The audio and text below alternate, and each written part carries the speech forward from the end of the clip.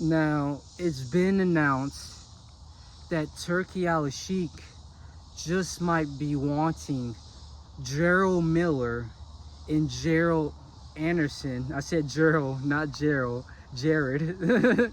Jarrel Miller and Jared Anderson to face off on the undercard of Canelo Alvarez and Terrence Bud Crawford. And this is going to be an exciting fight because let's just jump into their two styles, right? Jarrel Miller, roided out, fat, 300-pound, brutal, like a short Martin Bakole. I don't know if he's taller than Gerald. I don't exactly have the height stats. They're both over 6 feet, or 230 pounds for Gerald Anderson and 250, 260.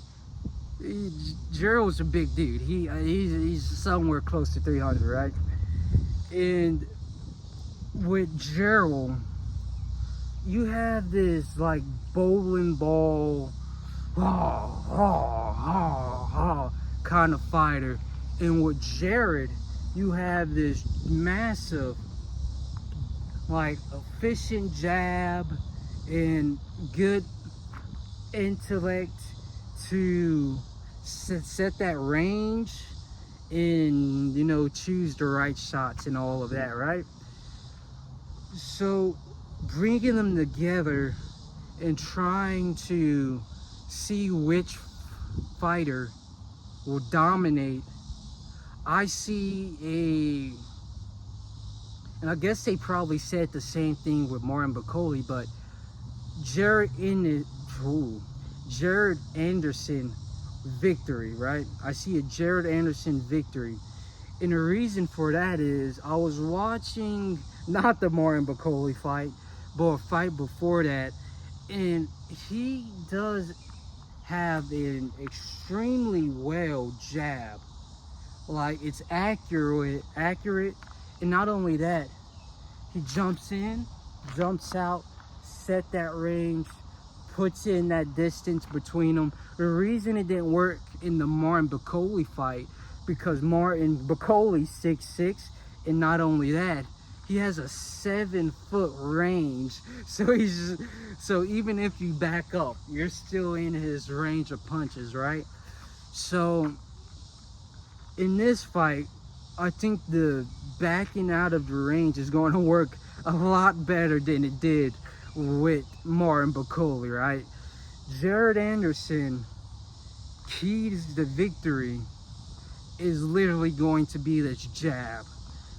Just flicking it out there, because the other thing that I saw was that not only does he lead with a jab, the power shot comes after.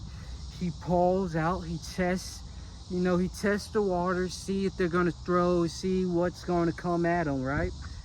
He tests the waters with the jab, and then he lands his power shot, and then he throws the cross, and then he starts to lay it on his opponent, right? That is going to slow down Jarrel Miller to an insane degree. And I saw that from watching Jarrel Miller versus Andy Ruiz. Okay, I can't speak today. Andy, I saw that against Andy, where Jarrel, he's not much of a mover. Right? He's not much of a, like, high on defense either. He kind of just walks forward, slings his big ass hands, and just land bombs on his opponent. And that's not going to work against Anderson. And I felt like this was said during the Martin Bakole fight, but Martin Bakole beats Miller. Like, I think we can all agree on that Martin Bakole beats Miller. So watching Miller just try to bulldoze, hands kind of down, and then he jabs his way in sometimes, but it's not to the activity of Jared Anderson, right? It's not to his level of activity, but he still jabs. But his main thing is power shots, hooks, and uppercuts. He was landing some devastating uppercuts on Andy Ruiz, right? And I feel like I'm going to watch Jarrel try to move in, throw some sort of hook, then Jared just take a step back and brutalize him with a cross. Like, I can just see that happening so easily.